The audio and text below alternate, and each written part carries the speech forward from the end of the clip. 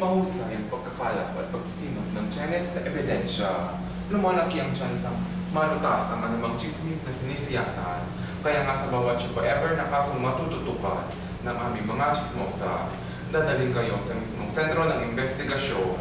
Bawat hakbang ng aming mga chismosa scene of the crime operatives ay aming sasabayan gamit ang mga tengang kawali, maluluwang na bibig at mga pakialamerang chismosa ay aming tutuklasin ang katotohanan sa likod ng brain shrink. Tampok ang top 3 videos, humanda na sa misteryo at drama sa machismis na pagsisiyasa. Ako po si Gosh, oh my gosh, at ito ang Choco. Noon, konti ngunit magagaling ang mga nursing students. Ngayon, napakarami na. At dahil doon, marami na rin mga hindi sumeseryoso sa kanilang mga pag-aaral. Marami ang bumabagsak, kaya ang ginawa ng mga nursing schools, pinababa nila ang passing rate. Oh, nag-nursing din pala kayo? Malamang yun ang demand ngayon sa abroad eh. Tsaka ang alam ko, mas madaling pumasa ngayon kasi mas mababa ang passing rate. Nakagraduate na si Marta at ang mga kaibigan niya. Ngunit, Excuse me, ma'am.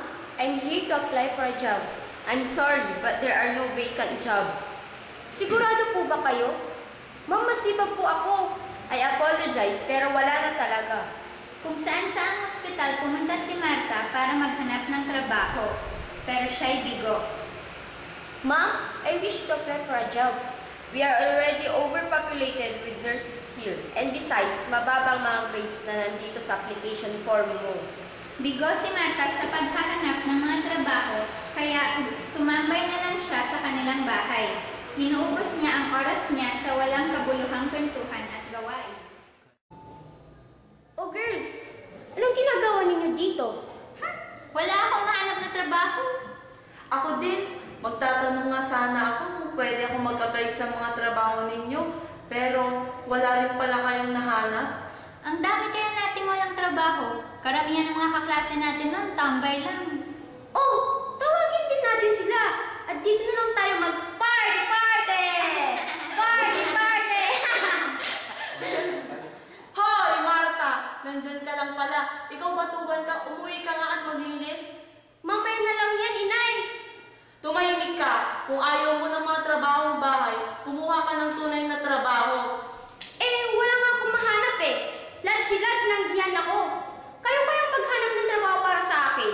Aba, sumasabat ka na ngayon ha, matapos kitang ipanganak, palakihin at paaralin. Nagiging pabigat si Marta at ang mga kaibigan niya sa kanilang pamilya at sa lipunan.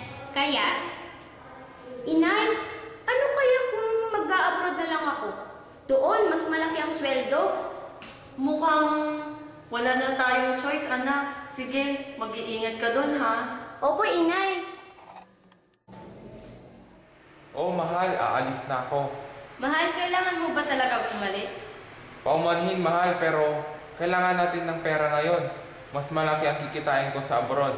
Sige, mag-iingat ka doon ha. Pati pala ang mga profesional nag-a-abroad.